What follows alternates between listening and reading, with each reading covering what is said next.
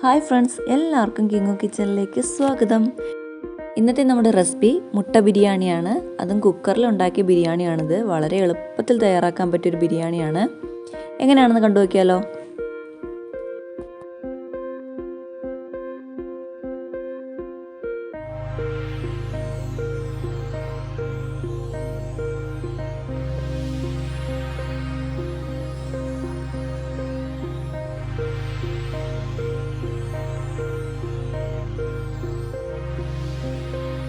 ബിരിയാണിക്ക് വേണ്ടിയിട്ട് ഞാനിവിടെ ഒരു സവാള ഇതുപോലെ അരിഞ്ഞെടുത്തിട്ടുണ്ട്.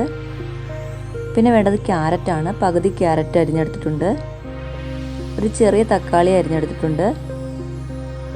പിന്നെ ഇഞ്ചി, വെളുത്തുള്ളി, പെരിഞ്ജീരകം, പച്ചമുളക് ഇതെല്ലാം കൂടി ചതച്ച കൂട്ടാണിത്.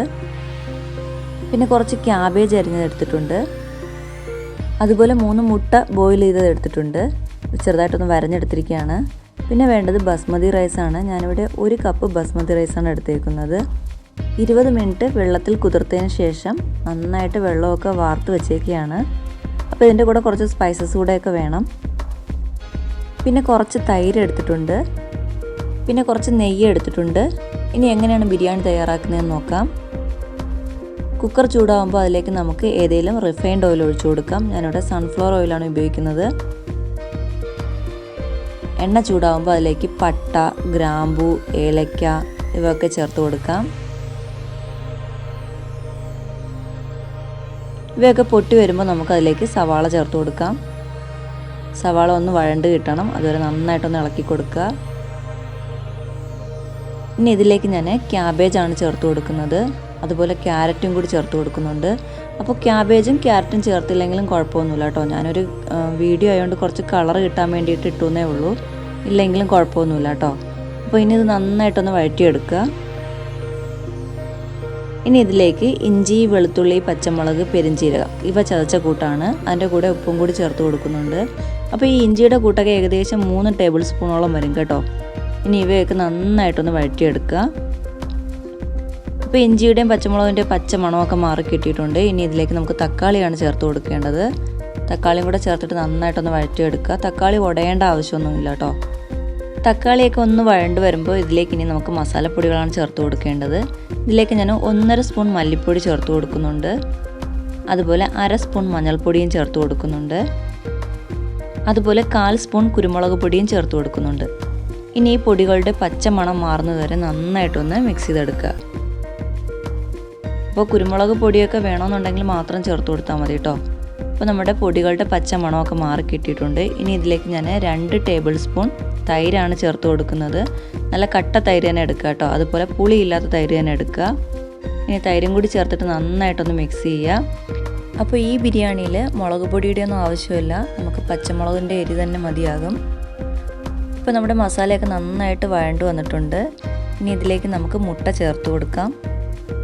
മുട്ടയും കൂടി ചേർത്തിട്ട് നന്നായിട്ടൊന്ന് മിക്സ് ചെയ്തെടുക്കുക. അപ്പോൾ മിക്സ് ചെയ്യുമ്പോൾ ഒന്ന് ശ്രദ്ധിക്കുക കേട്ടോ. മുട്ട വരഞ്ഞിരിക്കുന്നതുകൊണ്ട് ചിലപ്പോൾ അത് പൊട്ടിപ്പോവാനുള്ള ചാൻസ് ഉണ്ട്. അപ്പോൾ നന്നായിട്ടൊന്ന് ഇളക്കിയെടുക്കുക. ഇപ്പോൾ നമ്മുടെ മുട്ടയും മസാലയൊക്കെ നന്നായിട്ട് വഴണ്ട് വന്നിട്ടുണ്ട്. ഇനി ഇതിലേക്ക് നമുക്ക് വെള്ളമാണ് ഒഴിച്ചു കൊടുക്കേണ്ടത്. 1 ഗ്ലാസ് അരിക്ക് 1.5 ഗ്ലാസ് വെള്ളം. അതുപോലെ തിളപ്പിച്ച വെള്ളം തന്നെ എടുക്കുക കേട്ടോ. തണുത്ത വെള്ളം ഒഴിക്കാതിരിക്കുക. ഇനി ഈ വെള്ളത്തിലേക്ക് ആവശ്യത്തിനുള്ള ഉപ്പും കൂടി ചേർത്തിട്ട് നന്നായിട്ടൊന്ന് തിളപ്പിച്ചെടുക്കുക. ഇനി ഈ വെള്ളമൊക്കെ നന്നായിട്ട് തിളച്ച് വന്നിട്ടുണ്ട്. ഇനി ഇതിലേക്ക് നമുക്ക് 1/2 സ്പൂൺ ഗരം മസാലയും കൂടെ ചേർത്ത് കൊടുത്തിട്ട് നന്നായിട്ടൊന്ന് മിക്സ് ചെയ്തെടുക്കുക.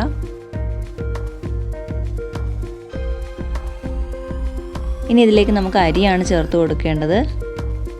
അരിയും കൂടെ ചേർത്ത് കൊടുത്തിട്ടുണ്ട്. ഇനി ഇത് നന്നായിട്ടൊന്ന് ഇളക്കി കൊടുക്കുക. അപ്പോൾ ഉപ്പൊക്കെ നിങ്ങളുടെ ഇഷ്ടാനുസരണം ചേർത്ത് കൊടുക്കുക കേട്ടോ. ഉപ്പ് കുറച്ച് അധികം തന്നെ ചേർത്ത് കൊടുക്കുക. എങ്കിലേ നമ്മുടെ ചോറ് വെന്ത് വരുമ്പോൾ അതിലേക്ക് ഉപ്പ് പിടിക്കുകയുള്ളൂ.